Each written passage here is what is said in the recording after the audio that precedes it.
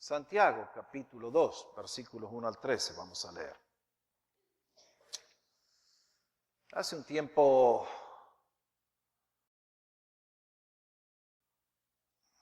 en lo que va de este año prediqué 2 o 3 sermones basados en este libro hermoso de Santiago.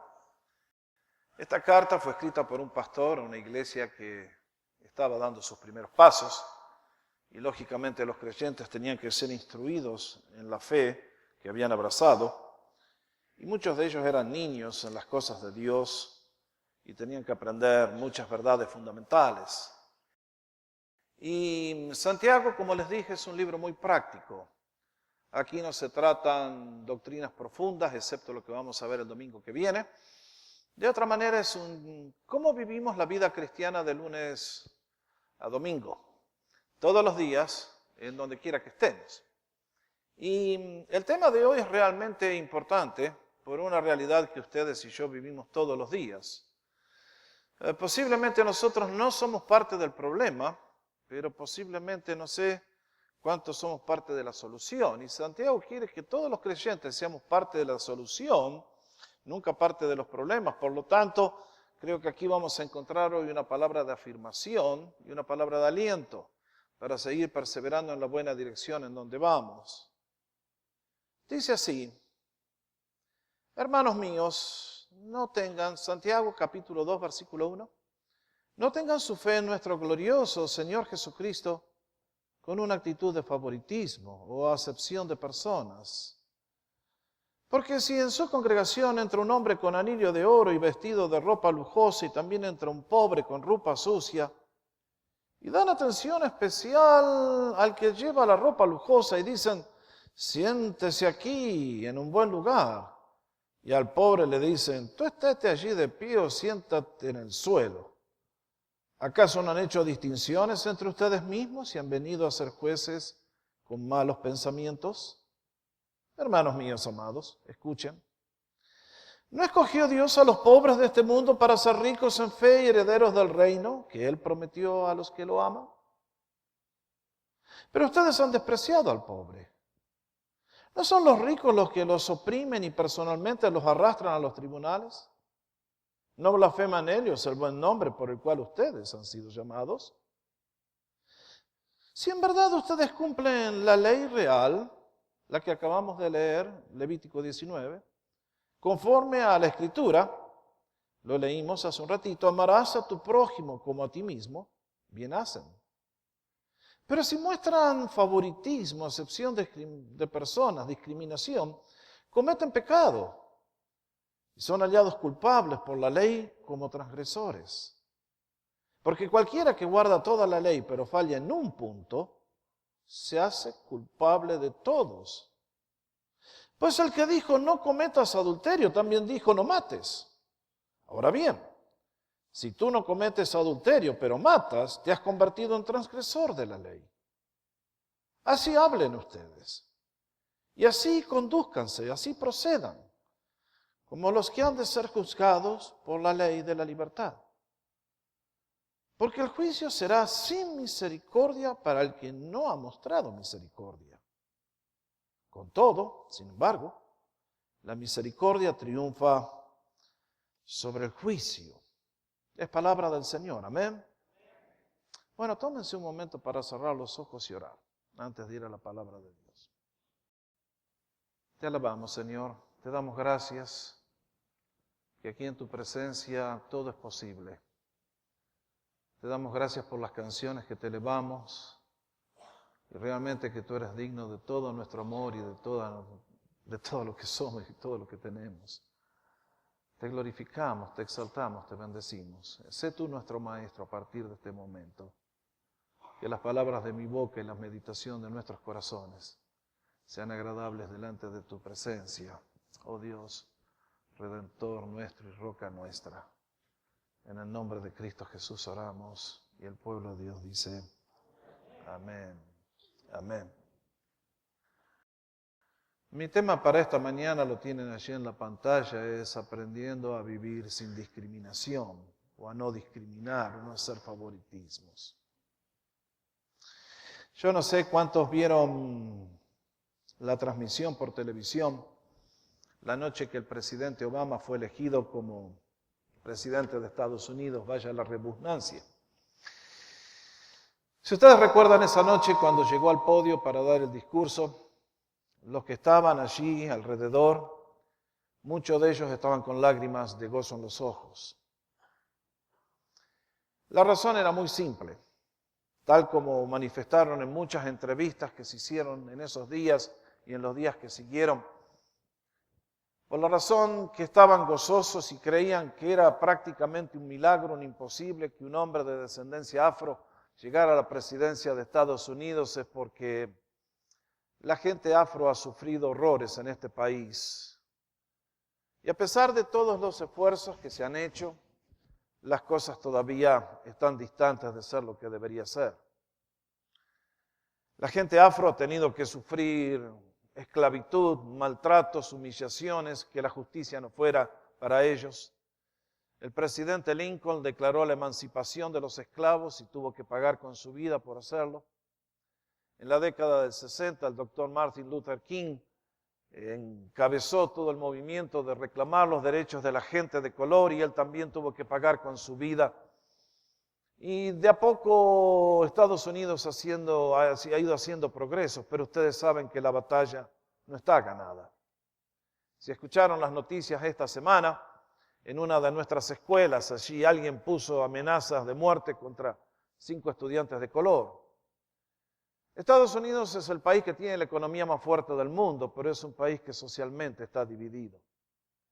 Hay heridas abiertas y ustedes y yo las conocemos.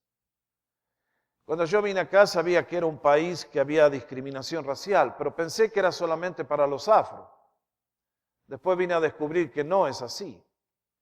Que si usted no pertenece al grupo mayoritario, si usted es hispano, nativo, oriental, afro, quien sea, usted es segunda categoría. No importa lo que usted haga, no importa quién sea usted, de nada le vale, usted seguirá siendo hispano. Y así nos van a llamar. Eso, por supuesto, es una gran cantidad de gente, aunque no todos son iguales. Pero este problema que enfrentamos aquí de tantas maneras y que tiene tantos ángulos y tantas variedades, es un problema muy antiguo. Es tan antiguo como el pecado humano.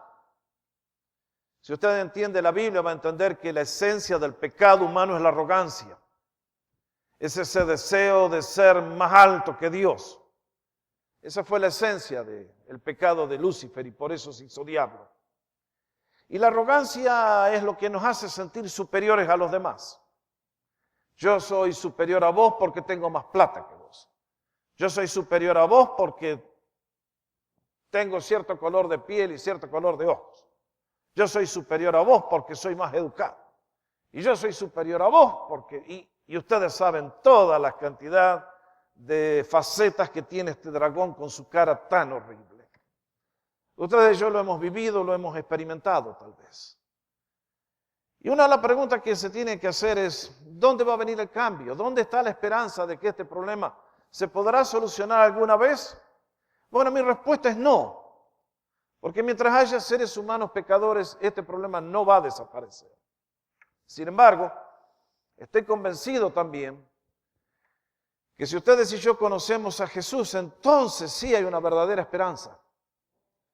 Porque la persona que tiene el Espíritu de Cristo debería comportarse de una manera muy distinta y tener actitudes diferentes, en las cuales la superioridad, pretendida superioridad, no puede existir, porque vamos a ver, como Santiago nos enseña, esto es algo absurdo y pecaminoso a los ojos de Dios. Vean ustedes cómo comienza el capítulo 2. Si ustedes leen el capítulo 1 van a encontrar que Santiago tiene una preocupación muy práctica y es que la fe cristiana se debe transformar en cuidado para la gente pobre. Por eso nos enseñó en el capítulo 1 que la verdadera religión es ir a visitar a los huérfanos y a las viudas. Que si vemos gente en necesidad y no hacemos nada por ellos, cállese la boca, no diga que es cristiano. Y ahora va a dar un paso más. Entonces, en el capítulo 2, versículo 1, nos plantea la tesis. Santiago era un excelente maestro, podría haber sido profesor en nuestras universidades. Los chicos que estudian aquí en Norteamérica, los profesores le enseñan. Cuando hago un paper, primero pone la tesis, después me dicen qué consiste eso. Y eso es lo que hace Santiago. Aquí va la tesis del paper. Hermanos míos, no tengan en su fe en nuestro glorioso Señor Jesucristo con una actitud de favoritismo. No hagan acepción de personas. Ese es el punto principal del pasaje. Esa es la enseñanza clave. Santiago aquí está apelando a nosotros basado en una confianza de que nos une un vínculo común. ¿Cuál es? Que somos hermanos en Cristo. Y que por lo tanto, si somos hermanos en Cristo y Él es el Señor de la gloria, hay ciertas cosas que no pueden ocurrir. Marque bien. ¿Por qué le llama Santiago, en este caso a Jesús, nuestro glorioso Señor Jesucristo? Podría haber dicho nuestro Señor Jesucristo. Pero creo que agregó esa palabra para recordarnos algo. Que Él es el Señor de la gloria porque un día dejó la gloria. Y como nos dice Pablo en Filipenses capítulo 2, bajó todos los peldaños de la humillación, dejando la infinitud y puso todo a un lado y se hizo uno de nosotros y descendió y tomó nuestra forma y descendió y vivió entre nosotros y descendió y tomó la forma de un esclavo. Y siendo esclavo fue hasta lo último de lo último, que era la cruz del Calvario, para poder redimirnos. Y cuando nos dice el Señor de la gloria es para recordarnos que Él teniéndolo todo y que Él es el Dios que ha creado las galaxias y ha creado las luminarias y que es como un fuego incandescente como el sol en el mediodía, nuestras justicias, nuestras cosas que valoramos en este mundo son como un fósforo a compararse con el sol. Absurdo. Entonces dice, miren, si ustedes dicen conocer a ese Jesús, que es el Señor de la gloria, que controla el mundo, y se hizo uno de nosotros para ganar nuestra adoración por amor, entonces vuestra fe no puede, si decimos ser cristianos, ser con acepción de personas. Porque si Cristo hubiera hecho acepción de personas y nos hubiera dicho, yo soy mejor que vos, pibe, ¿saben dónde estaríamos hoy? ¿No es cierto? Todos en el infierno. Pero Él que tenía el oro del mundo, Él que usa el oro para pavimentar las calles del cielo, vino a nacer en un establo en Belén para ser nuestro Salvador. Por eso es el fundamento de lo que sigue. Vean ustedes, aquí Santiago, evidentemente, como pastor, ha recibido una carta o alguien lo fue a visitar y le dijo, hermano pastor, esto es lo que está pasando en la iglesia. ¿Qué había pasado? Vean versículo 2. Un ejemplo concreto. Porque si su congregación entre un hombre con anillo de oro y vestido de ropa lujosa, marque esas frases. Interesante. El término que dice con anillos de oro quiere decir un hombre con muchos anillos. Yo un día les conté la historia, creo que muchos no la han escuchado, por lo tanto la voy a repetir. Un día me invita uno de los pastores cuando estábamos en Texas a comer el lunch y me dice, vení Jorge, vamos a comer lunch. Vamos a comer lunch entonces. Cuando estábamos comiendo allí en el Holiday Inn, en un momento me dice, date vuelta y mirarle las manos al que está atrás tuyo. Lógicamente, cuando a uno le dicen algo así, hay que esperar el momento, ¿no? Como era buffet, pasé para el segundo plato y ya que volvía, le miré las manos al que estaba atrás mío. Bueno, compañeros, nunca vi una cosa tan grotesca. Este hombre en cada dedo de la mano tenía por lo menos 5, 6, 7 anillos. Me daban ganas de decirle, oiga, ¿no quiere que le preste un dedo extra si se pone más? Eso es lo que dice Santiago de la persona que entró a la iglesia. Según nos cuentan los libros de historia, los ricos en la época del Imperio Romano, para manifestar su superioridad financiera, lo hacían mediante múltiples anillos. Se cubrían las manos con anillos de oro. Entonces, por ejemplo, recuerden que en las casas no había duchas o regaderas, como lo dicen ustedes en México. Entonces, si alguien se tenía que bañar, ¿a dónde iba? Al baño público. Y allá llegaban los ricos, ¿con qué? Con sus manitos cubiertas de anillos.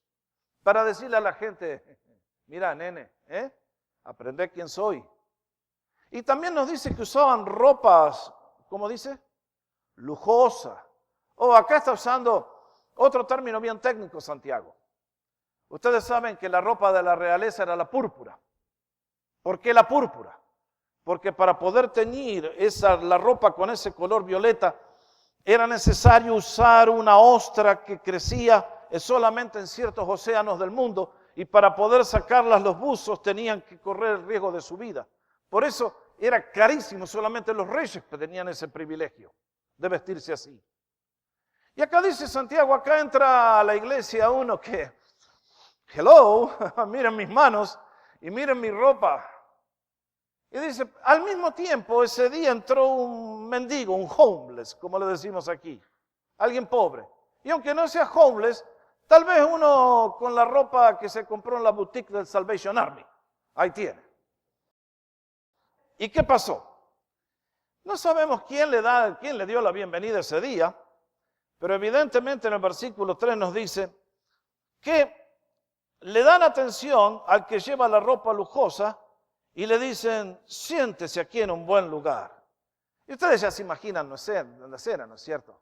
Ya lo vieron llegar al rico por esa puerta y él le dijo, venga, mister, venga hasta acá, hasta el banco donde se sienta el humilde siervo de Dios. Bueno, acá los bancos no tienen bendición especial, son todos iguales. Pero lo trajo pavoneándose para que todos vean, uy, llegó uno importante.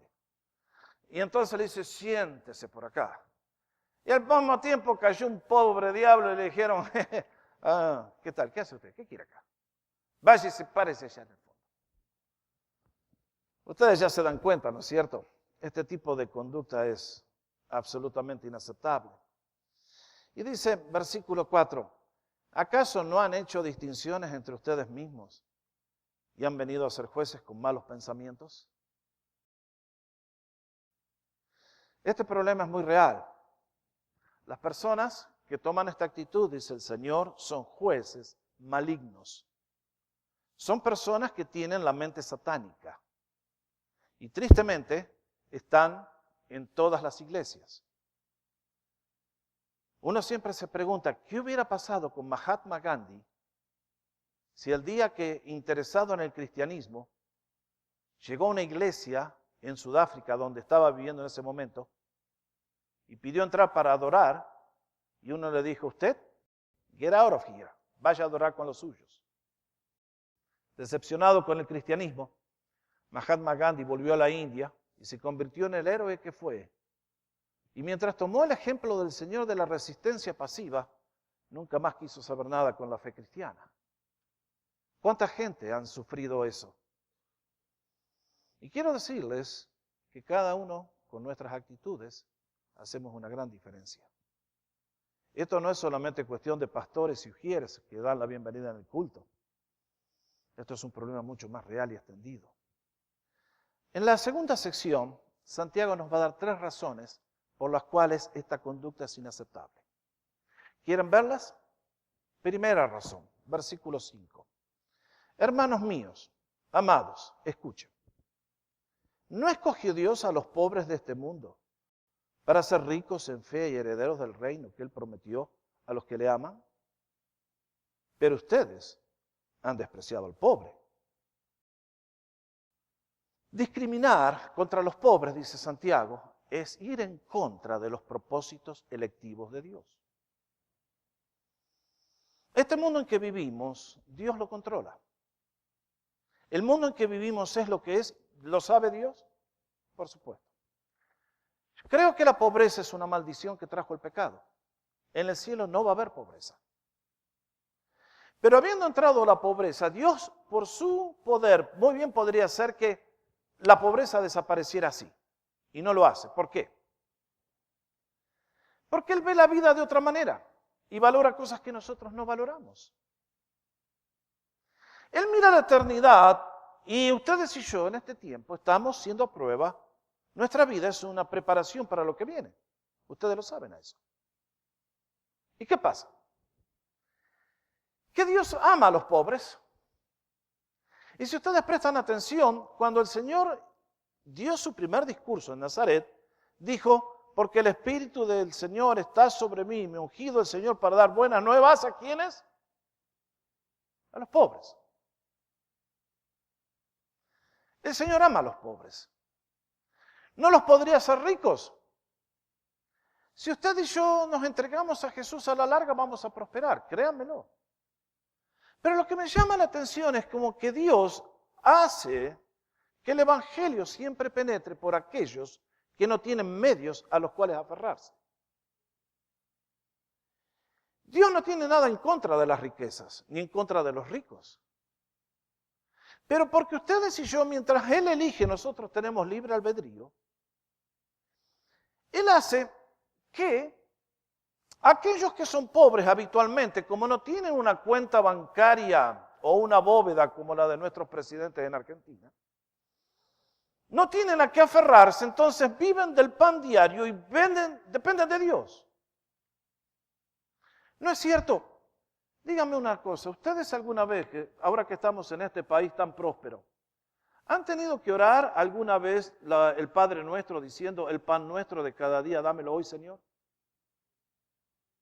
No hace falta, ¿no es cierto? Ustedes y yo, por la abundancia que hay en este país, no necesitamos orar eso. Y por eso, ¿somos más ricos o más pobres?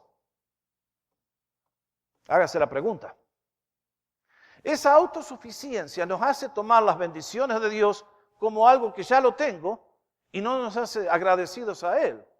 Y es por eso que tantas veces, a pesar de que tenemos, que nosotros que estamos acá esta mañana, que ninguno es rico, pero que somos ricos si nos comparamos con millones de nuestros compatriotas, vivimos quejándonos porque no tenemos lo que buscamos. Y el Señor nos dice, la persona pobre habitualmente es la que no teniendo a qué aferrarse, se aferra a Dios. Históricamente, el Evangelio cuando ha llegado a un país nuevo, ¿dónde penetra? En las clases altas. Los ricos no tienen tiempo para el Evangelio. Lo tienen todo. ¿Para qué necesitan? Pero la gente pobre, la gente que no tiene esperanza, son los que han encontrado en el amor de Dios y en la promesa de Dios de provisión una salida de escape, una esperanza cierta. Y el Señor ha sido fiel con su pueblo. Es notable cómo el Evangelio siempre ha comenzado en todos los países, en la gente más humilde y más pobre. Pero a medida que pasan los años, su descendencia es elevada en todos los niveles. Ese es el plan de Dios. Por lo tanto, maltratar a un pobre, dice Dios, es ir en contra de los propósitos selectivos de Dios. Usted no humilla a una persona pobre. Usted no se pone por arriba de él. Usted no se jacta. Usted no lo pone por abajo. Usted dice, ay, yo jamás discriminé a un pobre. Ah, no, excepto que, ay, mira el anillito que me compré. Ustedes conocen. La discriminación no es cuestión de política de Estado. Es una actitud del corazón. Comienza cuando ponemos por debajo a una persona que no tiene lo que yo tengo. Allí comienza todo. Y aquí Santiago nos va a decir, el que toma esa actitud no entiende el plan de Dios y está en contra de su voluntad. Por lo tanto, algo que nunca debemos hacer es enorgullecernos, ponernos por arriba de los demás, por la razón que sea. Sea por el color de mi piel, el tamaño de mi cuenta bancaria o lo que sea. Pero además, dice Santiago, hay una segunda razón. Y es que aliarse con los ricos e irse a la cama con el enemigo. Perdón, ¿cómo dijo? No. Vean lo que dice. ¿No son los ricos los que los oprimen y personalmente los arrastran a los tribunales? ¿No blasfeman ellos el buen nombre por el cual ustedes han sido llamados? ¿Qué está diciendo Santiago? Algo que era común en aquellos días y algo que ocurre en el día de hoy. Dígame una cosa, cuando el cristianismo comenzó a correr, ¿quiénes fueron los primeros que los empezaron a perseguir a los creyentes? Los ricos. ¿Cómo? Muy simple. Así que vos sos cristiano, entonces no te empleo. Así que vos sos cristiano, entonces no te compro los productos. Así que vos sos cristiano y el domingo querés ir a la iglesia, entonces chao, bye bye. ¿Problema antiguo o problema contemporáneo? ¿Se dan cuenta? Habitualmente los ricos son los que más se oponen a las cosas de Dios. Son los que a nosotros que no tenemos, son los que nos humillan y los que nos explotan y los que nos abusan. ¿Y qué pasa? Que entonces cuando entran acá y, bueno, usted sabe, ¿cómo se sentiría usted con una de estas personas ricachón, Beverly Hills, usted le va a pedir trabajo y le dice, bueno, muy bien, señor. Ok. ¿Cómo usted está acá ilegal? Usted no tendría que estar acá. Entonces no le voy a pagar el salario mínimo. En lugar de 8 o 9 que pide el Estado, le voy a pagar 4 porque usted no tendría que estar acá. ¿De acuerdo? Y usted, como no tiene para comer, se aguanta la injusticia. Ahora imagínense qué pasaría. Que ese empleador que usted lo maltrata, el domingo llega un Rolls Royce ahí a la puerta y se baja el chofer y le abre la puerta a la señora. Y le abre la puerta al señor y bajan y salgo yo a recibirlo y le digo, venga, venga, venga. ¿Cómo reacciona usted? Dice, pero pastor, ¿usted no sabe quién es ese chupasangre? Usted lo sabe, ¿no es cierto?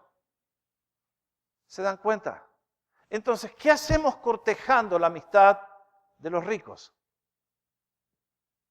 Ahora yo sé que usted me va a decir, pero yo jamás discriminé a nadie. ¿Está seguro? Déjeme hacer una pregunta, si usted nunca ha discriminado. A ese mismo empleador, digamos que usted se entera que la señora va a tener un bebé. Y al janitor de la empresa también se entera que la señora va a tener un bebé. ¿Cuál de los dos tiene mejores posibilidades de llevarse un regalo? Les dije, la discriminación es una actitud del corazón. Usted me va a decir, pero pastor, lógico, si yo le hago un regalo al hijo del jefe, tengo mejores posibilidades de carrera, en cambio con este. Y Jesús dice, ese es mi hijo, y vos no le vas a hacer eso. Eso está mal, eso no va. Y Santiago da una tercera razón, y es que la persona que menosprecia al pobre, ignora el plan de Dios, se hace amigo de los enemigos de Dios, y además entra en transgresión de la ley. Vean lo que dice. Si en verdad ustedes cumplen la ley real, conforme a la Escritura, amarás a tu prójimo como a ti mismo, bien hacen. Pero si muestran favoritismo, cometen pecado y son hallados culpables por la ley como transgresores. Ustedes y yo leímos juntos en Levítico 19. ¿Qué decía? En el versículo 15 nos enseña, no van a hacer injusticia en el juicio. No van a favorecer al pobre porque es pobre, maltratar al rico porque es rico. La justicia debe ser como la representamos siempre, con ojos cerrados. Son todos iguales. No es por quién es la persona que viene a buscar aquí justicia, sino porque son personas idénticas. Debemos obrar con absoluta ecuanimidad. Y sin embargo, tantas veces las cosas no son así. Por eso leímos a continuación, amarás a tu prójimo como a ti mismo. Esa es la ley real. Esa es la ley del reino. Así es como Dios nos trata a nosotros. ¿Tienen esperanza que un día se va a hacer verdadera justicia? ¿Tenemos esperanza nosotros que finalmente, que hemos sido arruinados, estafados, abusados, de tantas maneras, en tantas ocasiones, va a llegar un día cuando finalmente Dios va a hacer justicia? Es lo que nos da esperanza.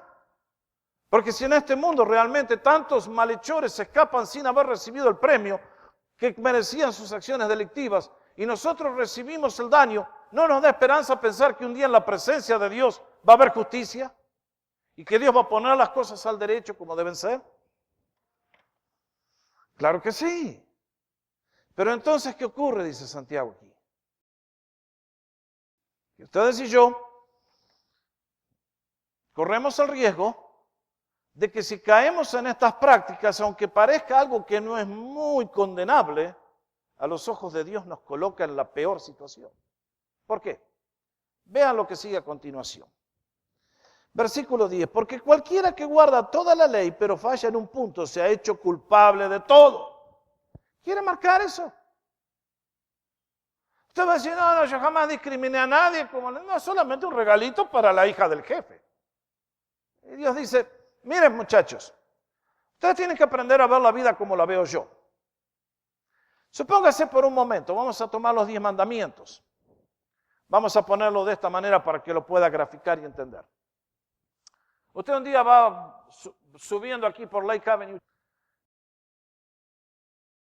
y llega el primer semáforo, está en rojo, para. Llega el segundo, está en rojo, para. Respeta 9 y en el 10º se cansó porque está apurado y cruza en rojo. Y justo tenía que estar el patrullero para arruinarle la fiesta. Y entonces lo llevan y tiene que ir a parar a la corte y le dice, bueno, señor juez, comprenda, yo soy un ciudadano muy honesto. Yo iba avanzando por Lake Avenue y respeté 9 semáforos. El último me pareció que era una molestia y lo pasé. ¿A usted parece que el juez le va a dar un premio por haber respetado 9? El juez va a decir, oiga, la ley dice 10, no 9. Adentro, pague, multa. Con Dios es exactamente igual. Tantas veces nosotros decimos, sí, aquel sí que es malo, el otro, aquella. Y Dios nos dice, esta actitud del corazón de cómo tratamos a la gente que es distinta a mí, es tan perjudicial como el adulterio y el asesinato, y el que infringe la ley en este punto es culpable de todo.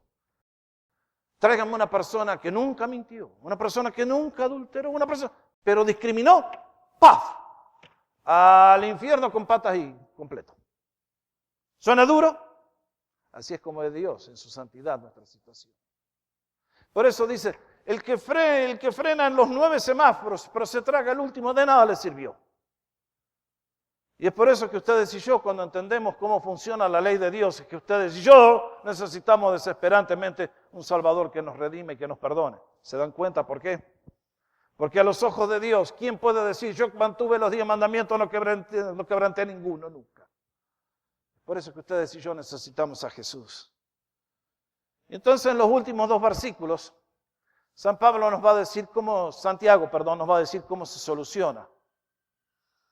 Porque el desafío que nos queda para ustedes y para mí es esto. No debe haber favoritismo, esa es la tesis. ¿Cómo sustenta la tesis? Con un ejemplo. Alguien que entró a la iglesia y al rico lo trajeron acá y al pobre le dijeron, allá, sentate. Y entonces, ¿por qué está mal eso? Por 3 razones. Contrario al plan de Dios, es aliarse con el enemigo, es ser culpable de transgresión. ¿Cómo solucionamos el problema? Vean lo que dice Santiago en el versículo 12. Así hablen ustedes y así procedan, como los que han de ser juzgados por la ley de la libertad. Mis hermanos queridos, si el Señor viniera esta tarde a arrebatar a su pueblo en este momento, ¿qué sería lo primero que le espera al cristiano del otro lado? Les voy a contestar, el tribunal de Cristo. En la Biblia hay varios tribunales. Se habla del juicio del gran trono blanco. Eso ha de ocurrir un día más allá en el futuro. Ese es el juicio final. Allí las personas que van a comparecer no son los cristianos. Son las personas que no conocieron a Jesús. Se habla de un juicio de las naciones que será para dividir a la raza humana en 2 grandes grupos. Pero hay un juicio que está destinado al creyente en Cristo. Se llama el tribunal de Cristo. A ese juicio no va a venir ningún inconverso, ningún pagano, ninguno que no haya aceptado a Jesús. ¿Quiénes van a venir? Solamente los creyentes en Cristo. Luego que el Señor nos tome con Él y nos lleve con Él en el aire, en ese momento vamos a ir todos a comparecer. ¿Para qué? ¿Para ser salvos o no ser salvos? No, eso ya está decidido. Eso se decidió el día que tú aceptaste a Jesús. Ese día vamos a ir para recibir recompensa o no recompensa, de acuerdo a nuestras acciones. Ese día es vitalmente importante. Cada uno de nosotros en esta mañana tenemos una pluma. Con ella estamos escribiendo una página que honra el nombre de Jesús, o estamos escribiendo acciones que son una difamación al nombre de Jesús. Hay personas que ni siquiera tienen una pluma, parece que tienen un eraser, una goma de borrar. Que todo lo bueno que nosotros hacemos, ellos lo borran con lo que hacen.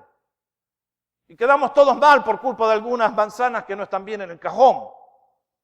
Mis hermanos, acá nos dice, ustedes van a ser juzgados. ¿Cómo será ese día cuando el Señor, que conoce toda nuestra vida, evalúe nuestra vida y nuestro servicio para Él? Él habla de que ese día nuestras acciones serán quemadas por el fuego, probadas por el fuego. Por eso nos dice San Pablo, Algunos la obra que han tenido es como oro, plata, piedras preciosas, materiales que el fuego no destruye. Pero hay otros que serán como madera, paja y heno y hojarasca. Cosas que el fuego toque y no queda nada. Y es por eso que Santiago nos dice, siendo que así van a ser juzgados a los ojos del Señor, a los ojos del Señor que nos ama, a los ojos del Señor que dejó la gloria para compadecerse de ti y de mí. ¿Qué dice? Vean ustedes. Así hablen ustedes y así procedan. Nunca se puso a pensar dónde nace el racismo, dónde nacen las discriminaciones. En el hogar. En el hogar por la acción de los padres. En el hogar cuando usted va manejando y un chino se le atraviesa y usted dice, chino de... Y ese negro... Y los chicos van amamantándose con eso. Y después es normal y natural ver a todas las personas como usted lo ve. Allí comienza, con la lengua. Por eso dice, vean cómo hablan. Padres, ustedes y yo, cuando hablamos en nuestra casa, recuerden que nuestro ejemplo vale más que todo lo que podamos hacer. Usted cuando está hablando con ese lenguaje que considera que es tan humorístico y tan lindo, usted está formando al próximo racista y al próximo discriminador. Así hablen. Por eso está mal. Hay ciertas cosas que uno tiene que aprender. Yo, por ejemplo, en Argentina, el problema es que acá no existe. Por algunas razones, los españoles dijeron, acá no hay nada para explotar, y Argentina, si ustedes ven jugar a la selección, ¿alguna vez han visto un jugador argentino con rasgos afro? Jamás, porque no tenemos gente de afro en Argentina. Somos todos italiani,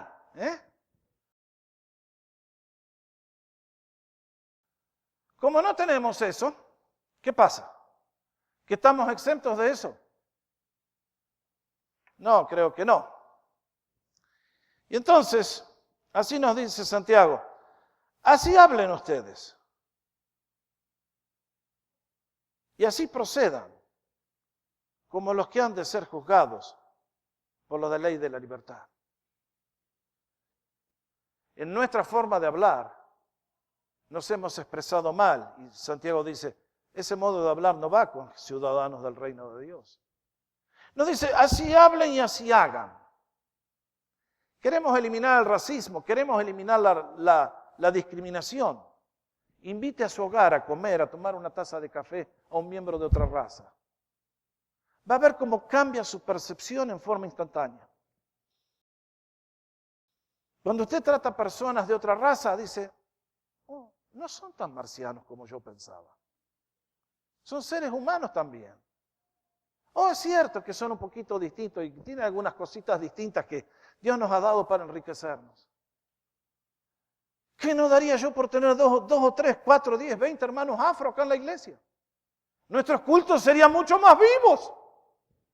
Yo estaría predicando y empezarían, amen, brother. Los predicadores amamos a esa gente. A veces pienso que estoy predicando en el desierto, como Juan el Bautista. Silencio.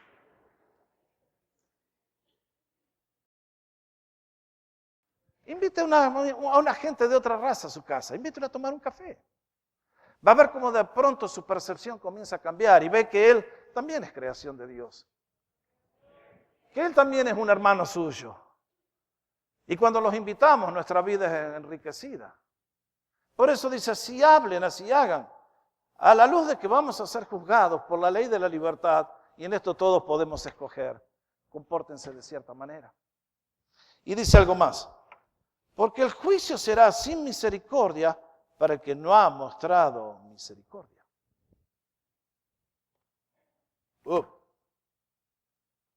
Oigan, cuando ustedes oran, yo los escucho orar y siempre venimos todos, perdona Señor, porque pequé otra vez y soy malo. Perdóname, Señor, ten misericordia, entiéndeme tu bondad. Todos oramos así, ¿no? Porque somos conscientes que necesitamos todos, sin excepción, la bondad del Señor. Pero cuando el Señor ve gente de mano dura. El Señor dice, juicio sin misericordia. Por eso, aprendamos a hablar como corresponde y actuar como corresponde. Cuidado con la palabra todos. Esa es una palabra muy peligrosa, porque hace que personas inocentes paguen el precio por lo que no son. Cuando decimos, todos los americanos son racistas, eso es pecar. Acá tenemos mucha gente que son dignos representantes del nombre de Jesús, que aman a todos con los brazos abiertos. Si hoy estamos acá es porque Ley ama a los hispanos y se preocuparon por nosotros y nos aman y ahora van a conocer a uno de los chicos, uno de los pastores jóvenes aquí. Y ahí la tienen a Jennifer, que pudiendo estar congregada al lado está con nosotros porque acá encontró su familia. Nunca digamos todos. Eso no es el modo de hablar de una persona madura. Último consejo. Porque el juicio será sin misericordia para el que no ha mostrado misericordia. Pero la misericordia triunfa sobre el juicio. Ustedes y yo llegamos a la presencia de Dios y decimos, Señor, mis pecados han sido muchos. Y Señor, a mí me criaron de una manera, pero te doy gracias que tú me das tu palabra, que es como una antorcha en un lugar oscuro que me orienta, que me guía para vivir una vida que te agrade. De manera que en el momento que tenga que comparecer delante tuyo, Señor, no tenga que salir avergonzado, sino que pueda ser aceptado, que pueda ser premiado, que pueda ser recompensado. Eso es lo que la Biblia dice. El día que estamos en la presencia de Dios, ese día queremos recibir la corona de la vida. Ese día queremos recibir el premio que Dios da a aquellos que verdaderamente le aman. ¿Cómo amamos a Jesús? Muy simple. La medida de nuestro amor es la medida de nuestro amor a sus criaturas, a quienes Él ama, y en este caso son la gente pobre, o la gente de otro color, o la gente de otra, lo que sea, porque si son hijos de Dios, entonces en nuestro corazón y en nuestros programas no debe haber favoritismo. Santiago lo escribió para los creyentes de su generación, es apto para la generación de este día, y ustedes y yo, por la gracia del Señor, podemos ser parte de la solución, de manera que la gente que llega a nuestros cultos, a nuestras actividades, se encuentren que aquí hay un lugar donde verdaderamente se practica la aceptación genuina. Venga quien venga, los trataremos igual, porque usted es una criatura de Dios y por lo tanto merece todo nuestro respeto. Así somos los creyentes, a eso nos ha llamado el Señor. Es nuestro privilegio ser la luz del mundo y la sal de la tierra. Pero comienza con cada uno de nosotros. Cada uno de nosotros hacemos la gran diferencia.